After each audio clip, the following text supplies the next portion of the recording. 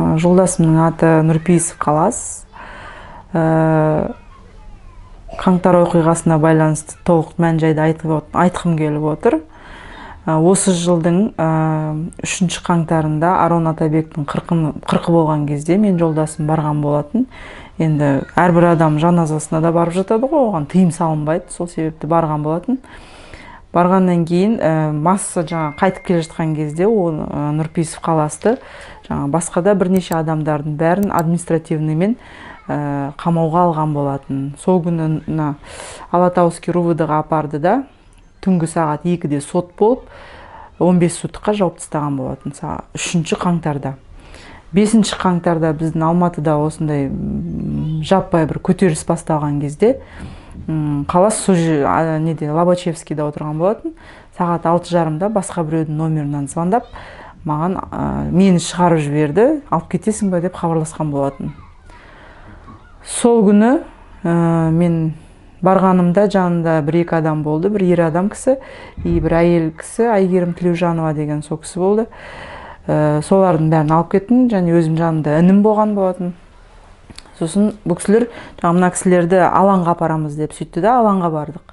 Алаңға барған кезде Фурмановамен жоғары көтеріліп келе жатқан кезде андай масса адамдар көтерілгенде көп жас балалар бүйтіп төмен қарай түсіп келе жатыр екен. Қайда барасыңдар деп едік, аэропортқа дедім. Психология масса ма, білмеймін не себеп болғанын, аэропортқа да бізде ілініп барып кеттік сол жерге. Барғанымызда шлагбаумдардың бәрі ашық тұрды, сотрудниктен бір сотрудник болған жоқ. О жерде тек қандай пассажирлар бар ғой, ұшып келіп ұшып кететін, сондай сол кісілер ғана болды. Енді кейіннен новостидан көріп отырмыз ғой, ақпараттардан аэропорт қираты кетіпті, тонап кетіпті дегенше, ондай мен өз көзіммен көрген жоқпын. Менің көзімше ешкім оны қиратқан да жоқ, ешкім тонаған да жоқ, сондай болған. Біз кеткенімізде де аэропорт нормально орында тұрған болатын. Енді сол себеп бойынша бізді Қаласты в основном 2 рет осы мартқа дейін 2 рет показания беруге шақырды жоғарғы прокуратураға. Мені өзімді 1 рет шақырды, інімді де шақырған болатын. Енді видеоға түстіңдер депші. Біз ешқандай қарсылық көрсеткен жоқпыз, оларға бардық, шақырған кезінде.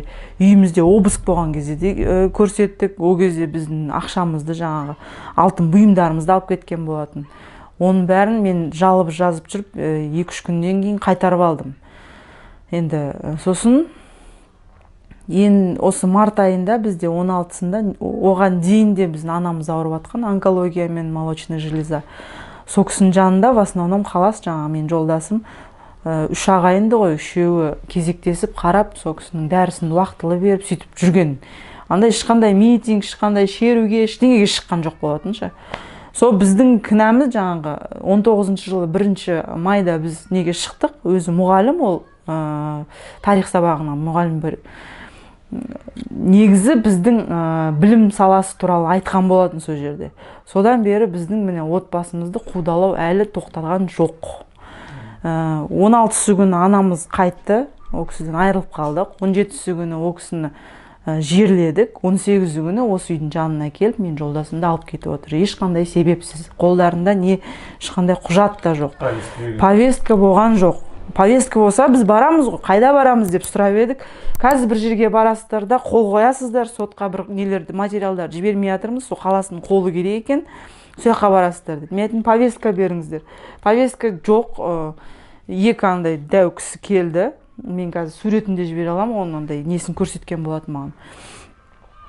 Мен ондан бірге барам дедім, осы кішкентай балам бар, ұлым бар, 4-еуміз шыққанбыз. Оразамызды ашқанда жоқпыз, сағат 10-да осы жерді алып кетті. 12-де бізде ас болатын. Оларға да айттым, бізде ас, үлкен кісілер күтіп отыр деп едім, үлгересіздер деп сөйтті. Сосын жарайды деп бардық, барып еді Қаласты кіргізіп алды. Сонымен 1 сағат өтті, 2 сағат, 3 сағат, 4 сағат өтті, жоқ. Соны аяғында Қалас шығып, мені что-то алып кететін сияқты деп сөйтті. Сонда енді мен возмущением енді біздің билікке, не знаю, заң саласына ма да, неге олар бірінші заңсыздық көрсетіп мен жолдасымды алып кетеді, екінші ешқандай құжатты, ешқандай объяснение жоқ, алдап алып кетіп, үйшіп қамауға алады. мүмкіндік бермейді бізге, ана қорғаушыны даже шақыруға мүмкіндік берген жоқ бізге. Біз білген жоқпыз шынымен де қай жаққа бара жатырмыз, не істеп жатырмыз, иә. Соның бәрін енді өздері ұйымдастырып, тез істеп алып кетіп отыр. Көрдіңіздер ме? Ол өзінің анасы қайтқанынан андай шоковый состояние, не істеп не қойғанын білмейді ол кісі. Енді не істеп не қойған, енді өзіңіз ойлаңызшы, анаңызды сіз жерлеп отырсыз, ана жерде мынандай адамдар отыр. 272-ші баппен деп отыр. Андай участие в массовом беспорядке дейміз, сондай екінші тармағы еще. Видеоға түстің дейді, өзі ол кісі мұғалім болғандықтан андай жестикуляциямен битіп может түскен шығар, енді ол да любой нәрсені. Мен де қазір отырмын, сіздерге түсіндіріп отырған кезде қолым қозғалады, это не значит, что я управляю массой. То есть адамдармен управлять етіп сізге ананы істе, мынаны істе деп айтып жатқан жоқпын ғой. Ол артық ештеңе айтпайды, мен оны білем. Өзі интеллигентный, жақсы адам, енді білмеймін. Өздері құртып отыр ғой, қазір қаласты өзі сояққа ана жаққа кеше бардым, мен жүрегім ауырып шықты шынымен ше. Небір адамдар отыр. Ана кіріп шыққанның өзі это уже психологическая травма адамға деген. Қазір Си-18-де отырмысың? Иә, Си-18-де отыр. Адвокат кіріп шықты? Адвокат кірген жоқ, 2 рет өзім кіріп шықтым. Бүгін қаншасы, 1-ші сәуір ғой, иә? Бүгін сәуірде мен 2-ші рет кірдім, жаңа жолдасыма кезіккенде жаңа телефонмен сөйлестіреді екен. Сол кезде бір айтқан сөзі маған Жанболат Мамай дегеннің ісін, маған приписать етейін деп жатыр деді. Мен айтым, ол кісі кім десем, білмеймін дейді. Оказывается, сен де таниды екенсің, араласып жүр екенсің, мен де араласады екенмін дейді да, маған айтады. Мен танымаймын ғой оны деп сөйтсем, ол айтады, мен де танымаймын дейді. Сөйтіп бір-екі оперативник па біреулер келіп айтыпты, осындай, сол кісімен сен байланысың бар екен деген сияқты айтқан ғой деймін, сондай. Енді бізде деген заңсыздық соншалықты, әйтеуір любой нәрсені мойныңа мінгізіп, жаңа арта салады ғой, сондай. Короче, я требую жаңа, менің қаласымды үйге қайтарсын, 2 балаға өзі бас көз болсын. Енді мен әйел басыммен бұның бәрін көтер алмайды екем, шынымен. Шығарсын, ничего не знаю, болды. Жаңа судьяға да мен жылап тұрып айттым. Бізге залогқа да жаңа үйдің машинаны оценкасын жасап тұрып, мен кеше бізде сағат 4:30-да болды, сіздермен кездесетін кезде. Соны айтып едік, апелляцияма жаңа беріпті ғой менің адвокатым. Сол кезде даже тыңдаған жоқ. Формально, поверхностно қарайды, сот жүйесіне де ренішім бар ше. Неге олар сөйтіп не учитывают человеческий фактор деген бар. Енді білмеймін, мен вообще сөзім жоқ бар ғой. Айдалаға 2 баламен тастай салып, қаласты алып кетті. Қандай жағдайда болып жатқан білмеймін. 2 ай сол жерде жатады, 2 ай мен не істейді екен мына жерде? Кредиттігім төлейді, бала шағаны кім асырайды, мен түсінбеймін. Қазір 2 баламен үйде өзім қалдым. Бүкіл жұмыстың бәрін сол қаласы істеп отырған. Жұмыс болғанда жаңағы мектепте бұрын істеген бөбекте, одан шығарып жіберді, одан кейін колледжға кірген болатын, одан да шығарып жіберді, сол митингке қатыстың деп. Әр митинг сайын адамдар келіп қарауылдап отырады, 4-5 машина келіп, жалғыз қаласты. Сосын енді не істейміз? Жұмыс істеу керек қой, ИП ашқанбыз, недвижимостьпен жаңа риэлторский жұмыстармен жұмыс істеп жүргенбіз. Кредитіміз бар, енді оның бәрін төлеу керек, мен не істеймін білмеймін, сол себепті мен деген адамдарға айтайын деп отырмын осы жағдайды. Сіз кірген кезде не де болды жұбайыңыз? Сөйлестіңіз бе? Қазіргі жағдай қалай екен? Ол андай неден әлі айырылған жоқ, анасы түсіме кіреді деп сөйтіп айтып отыр. Енді андай жерді көрмеген адам, ол психологически адам уже төмен түсіп кетіп барады. Өздері құртып отыр адамды ше енді.